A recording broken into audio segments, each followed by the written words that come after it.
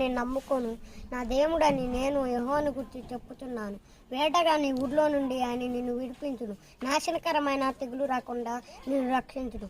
ఆయన తన రెక్కలతో నిన్ను కప్పును. ఆయన తన రెక్కల కింద నీకు ఆశ్రయం కలుగును. సత్యము కేడము డాలునై ఉన్నది.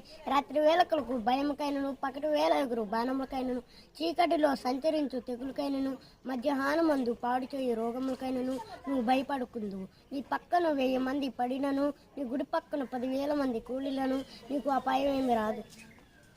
కనులారా చుట్టూచుండగా బతిహీనులకు ప్రతిఫలము కలుగును. యెహోవా నీవే నా ఆశ్రయమని నీవు మహోన్నతుడైన నా దేవుని నీకు నివాసముగా చేసుకొని ఉన్నావు. నీకు అపాయమేమీ రాదు. ఏ తెగులు నీ గుడారమును సమీపించదు. నీ మార్గం అన్నిటిలో నేను కాపాడుటకు అని నిన్ను గూర్చి తన దూతలకు ఆజ్ఞాపించును. నీ పాదములకు రాయి తగలకుండా వారు నిన్ను తన చేతుల మీద ఎత్తి పట్టుకున్నారు. నువ్వు సింహములను, నాగుపాములను,